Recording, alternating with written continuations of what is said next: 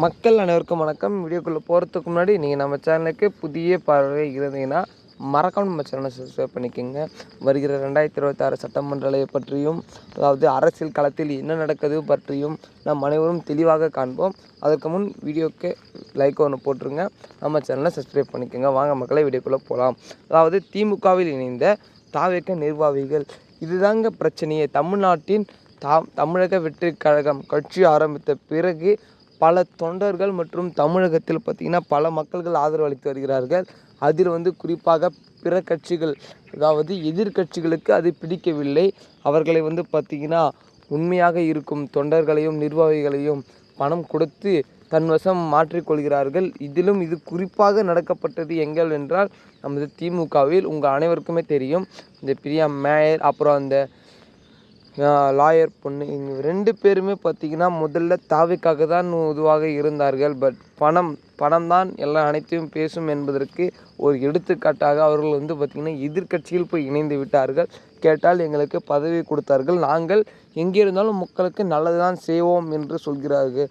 ஆனால் அவங்களால எப்படி தான் அது முடியுதுன்னு தெரியல. ஏன்னா ஒரு கட்சி தன் தலைவர் ஆரம்பித்தார், அவருக்காக கண்டிப்பாக உழைப்பார்கள் என்று பல கட்சியில், எடுத்துக்காட்டாக அதிமுகவை எடுத்துக்கோங்க, இன்னும் கூட ஓபிஎஸ் அதிலிருந்து விலகி செல்லவில்லை. எனக்கு இப்பொழுது அதிமுகவில் வா என்று சொன்னாலும் நான் ஓடி வந்து விடுவேன் என்கிறார். அது உண்மையான விசுவாசம் மற்றும் பாசமுள்ள கட்சியாக இருக்கிறோம்.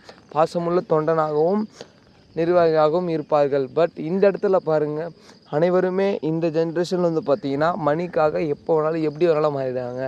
அதாவது அந்த மணியை இங்கே கொடுத்தாலும் மீண்டும் இங்கே இணைவதற்கும் நிறைய சான்சஸ் இருக்குது. தயவு செஞ்சு இதை மாதிரி பண்ணாதுங்க.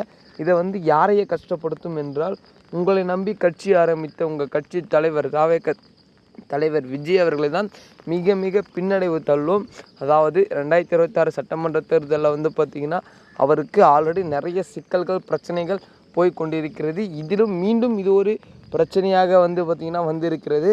அவர்கள் கட்சியில் இருக்கும் நிர்வாகிகளே எதிர்கட்சியில் இணைந்தார்கள் என்பது அவருக்கு மன அழுத்தத்தை தான் ஏற்படுத்துகிறது. அது மட்டும் இல்லை, கரூர் நடந்த சம்பவத்திற்கே அவர் இன்னும் அதிலிருந்து வெளியே வரலை.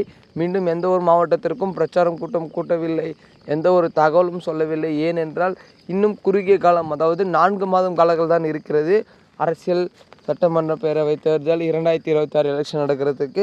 அதுக்காக பிற கட்சிகள் அனைத்தும் பாடுபட்டு கொண்டிருக்கிறார்கள். கூட்டணி என்று பிரச்சாரம் என்று பல விஷயங்களை செய்து கொண்டிருக்கிறார்கள். இதில் தாவேகா தான் இன்னும் எந்த ஒரு செயலையும் செய்யாமல் அந்த சம்பவத்திற்கு பிறகு முடங்கி கொண்டிருக்கிறது.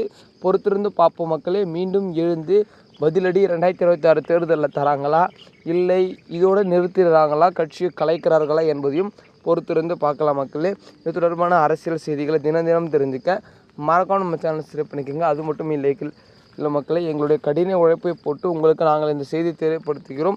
உங்களால் முடிந்த ஒரு லைக்கை மட்டும் போடுங்க மக்களே, அது எங்களுக்கு மிகப்பெரிய சப்போர்ட்டாக இருக்கும்.